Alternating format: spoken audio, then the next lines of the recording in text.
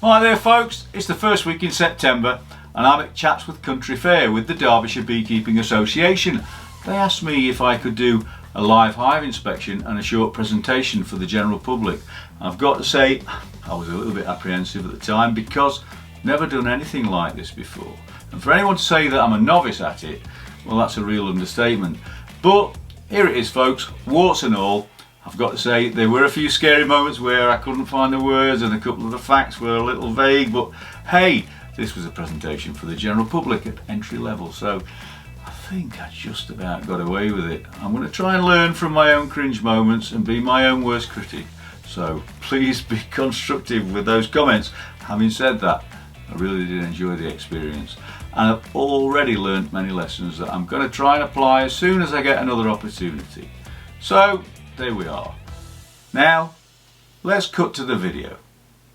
What we've got here is a standard national beehive. This is the most common beehive used in the British Isles, not so in the world.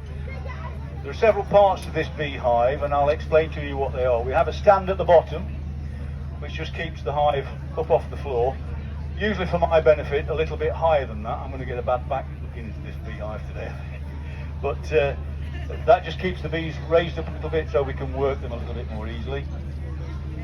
Then we have a floor section here, which in this case has got an open mesh floor which provides ventilation to the bees, and it's also a means of checking for varroa mites, which is a mite that causes lots of problems with bees nowadays.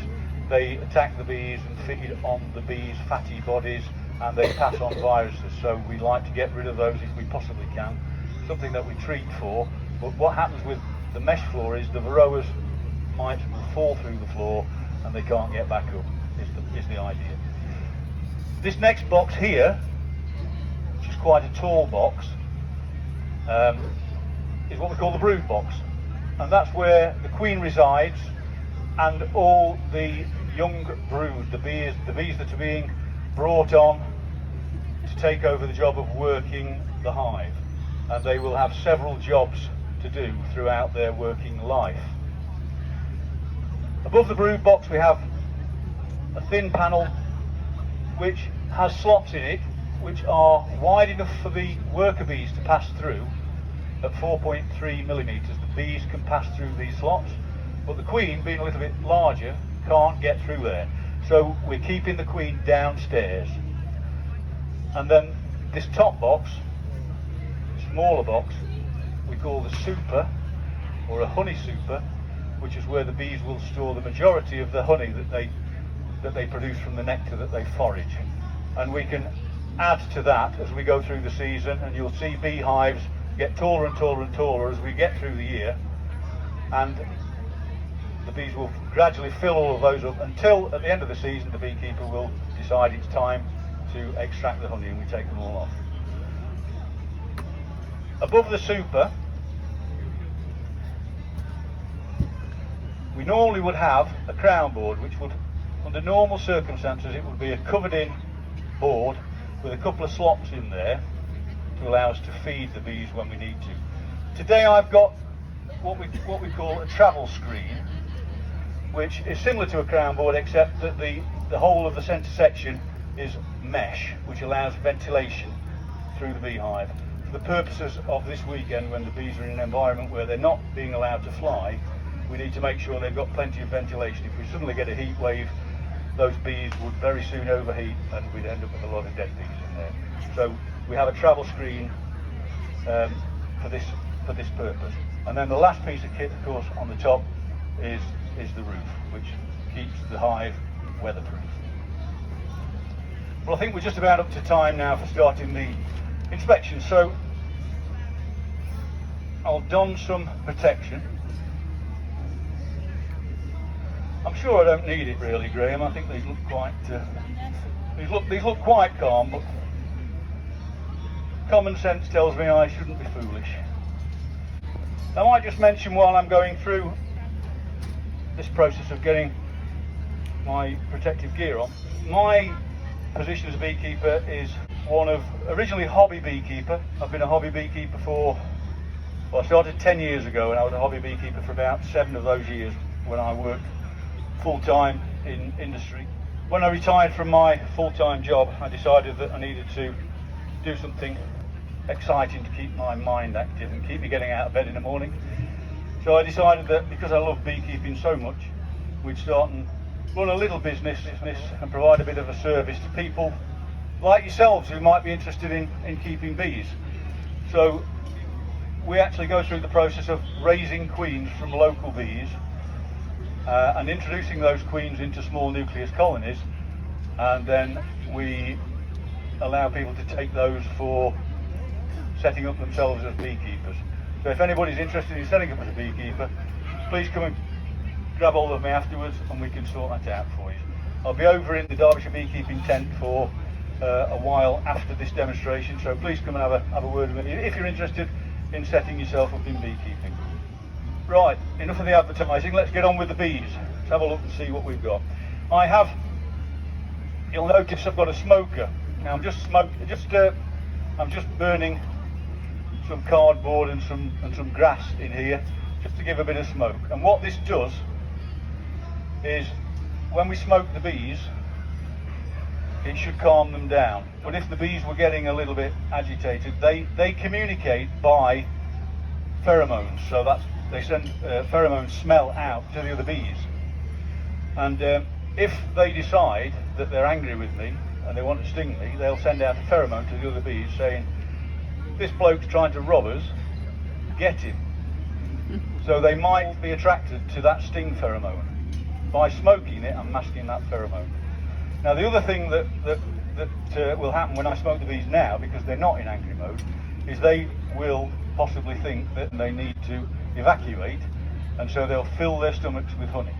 And when they've got full honey stomachs, they tend not to be aggressive, and they tend not to fly as much as well. So I'm going to give them a little waft of smoke.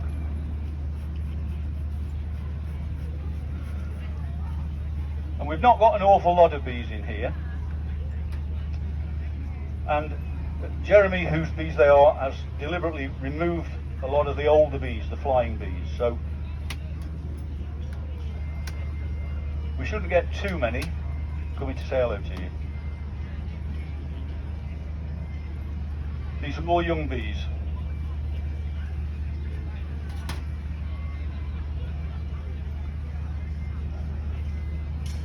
Yeah, there's not too many bees in here. So I'm going to go into the honey super, pull out a frame or two, and I'll let you have a look at them.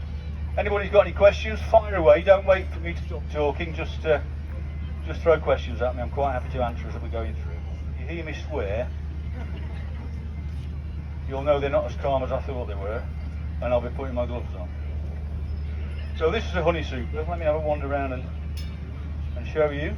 If you can see, can you see that glisten in the bottom of those cells in the honeycomb?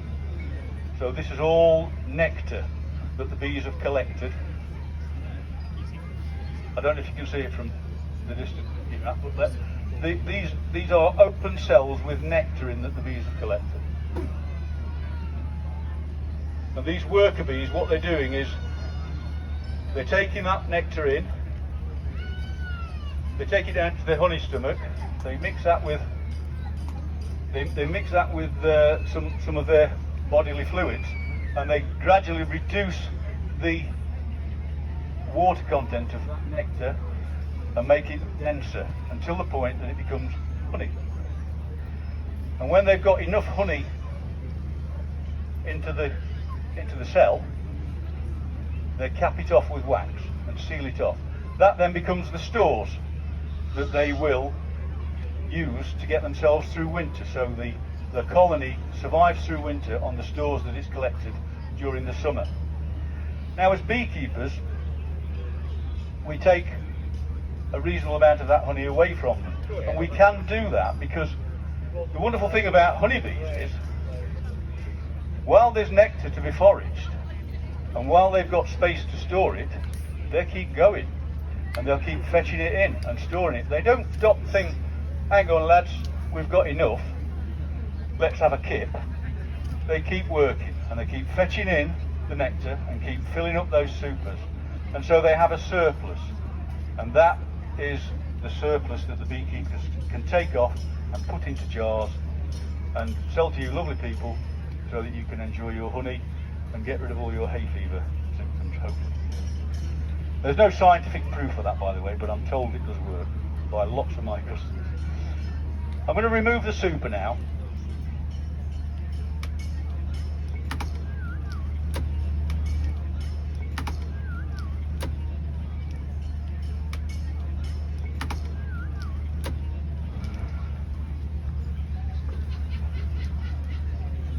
On there so the bees stay where they are. So you can perhaps see there we've got a wired panel going across there. The gaps between the wires are 4.3 millimeters. The bees can get through there quite happily. The queen can't, she stays below. I'm just going to give them a touch of smoke. Not too much, just enough to let them know I'm coming. And you can see that a lot of the bees now have gone from the top of that queen excluder and they've gone down into the brood chamber.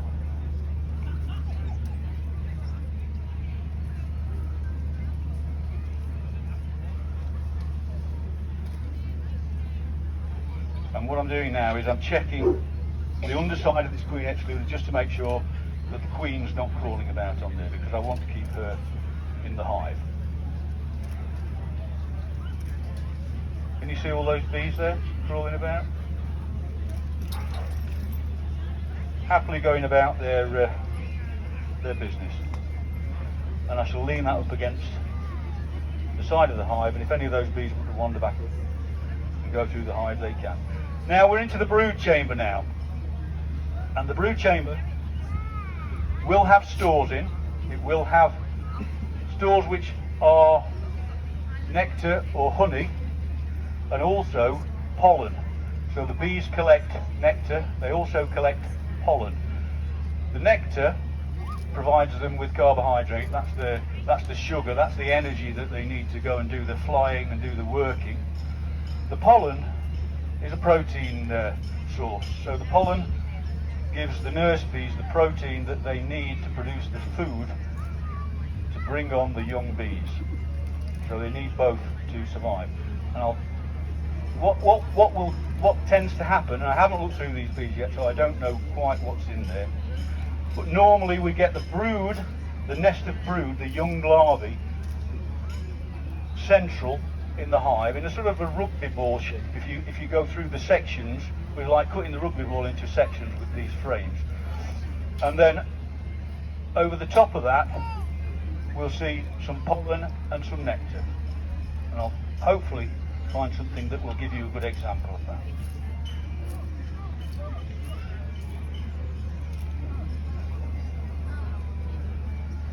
Okay, so first frame in, and I'll walk around, and I don't know if you'll be able to see, but over the top, can you see how that's covered in? The top of the frame, there's like an arch over the top of the frame, and that solid surface is cappings over the top of the honey stores. And then below that there's some open nectar.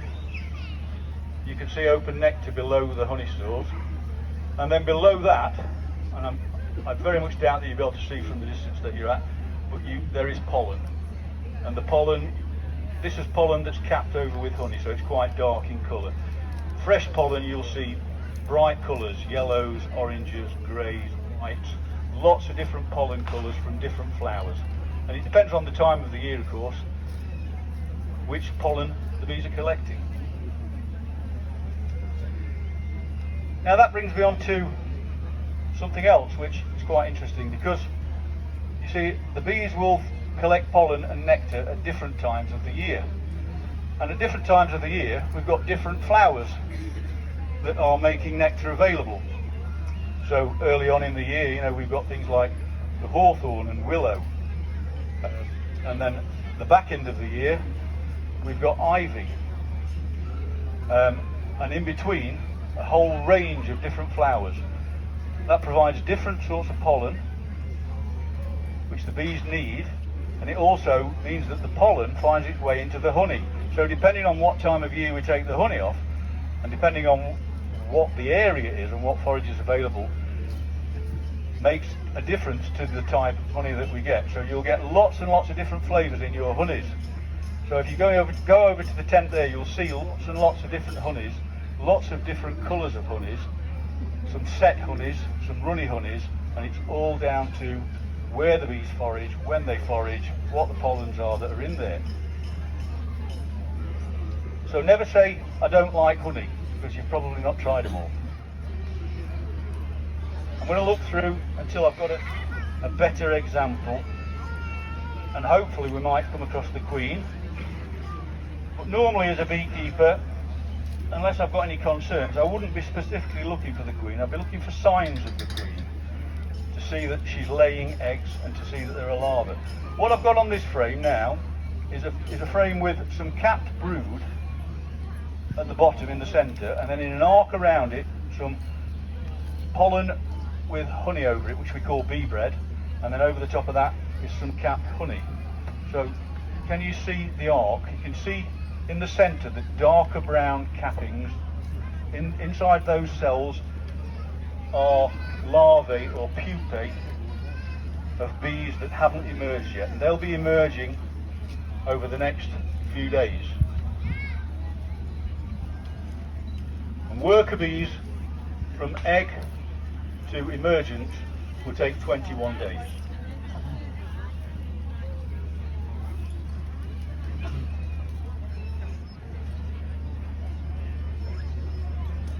Now, the length of time it takes for larvae to develop mature bees is quite an interesting thing, because inside the hive,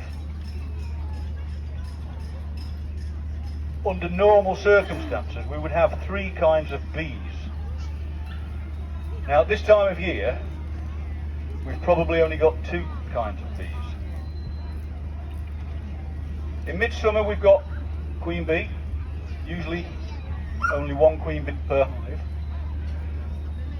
And we've got lots and lots of worker bees. The majority of the bees will be worker bees.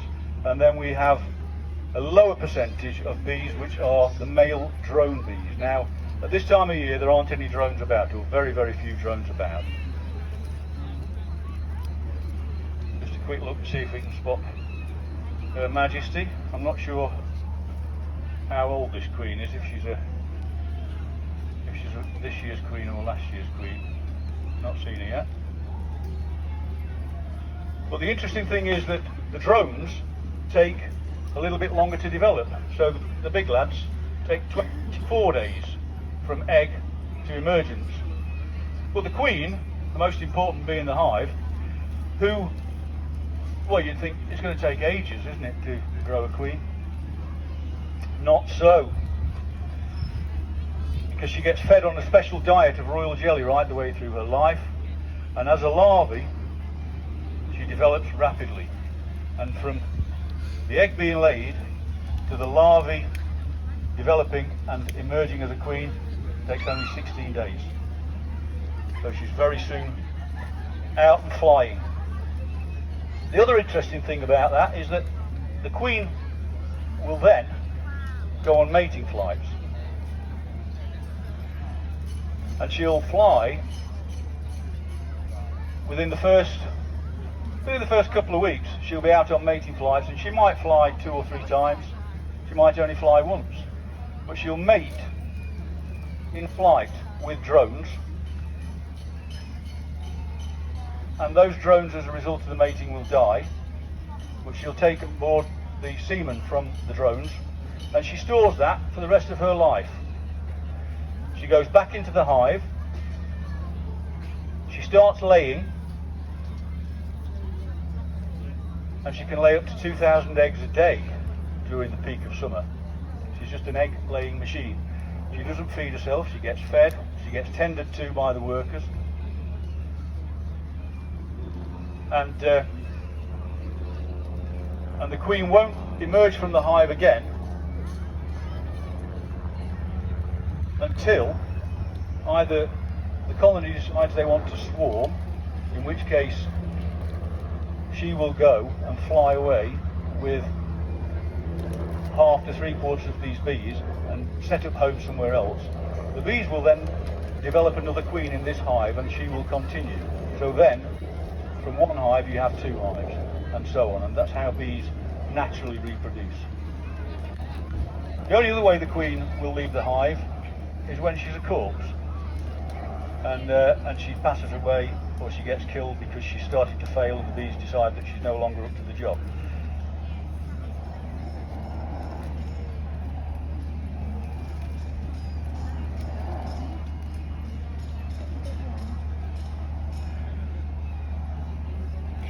Yeah, I've not seen the queen so far.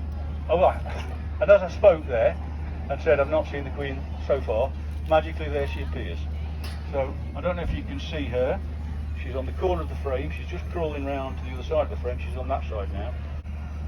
Can you see her? She's just there.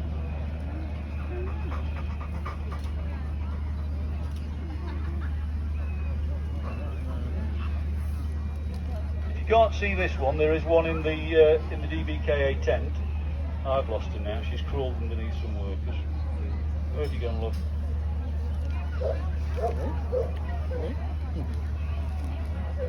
Oh no, she's there. So the queen's there, folks. Can you see? She's there, look.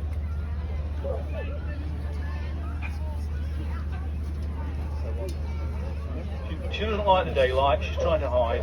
She's gone around the other side of the frame. Oh, she's changed her mind. She's gone back. She's there. She's on the bottom of the frame, trying to hide away. Just there, look. See her? Right, I'm going to put her back in the hive because I don't like to keep her out too long in case she falls on the floor, and then that will be a disaster. Yeah, I was hoping to see some open larvae in here that I could show you, but we've only got capped larvae at the moment. Okay, so we're getting towards the end of the brood nest now. Brood is reducing, and as we get to this last frame, it's going to be just stores on its own. So I'm going to close up the hive.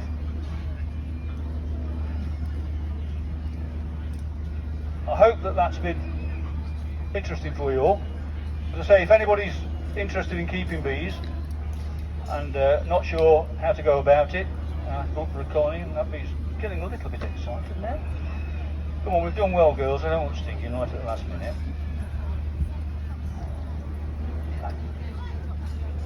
Yeah, please come over and see us at the Derbyshire Beekeepers tent.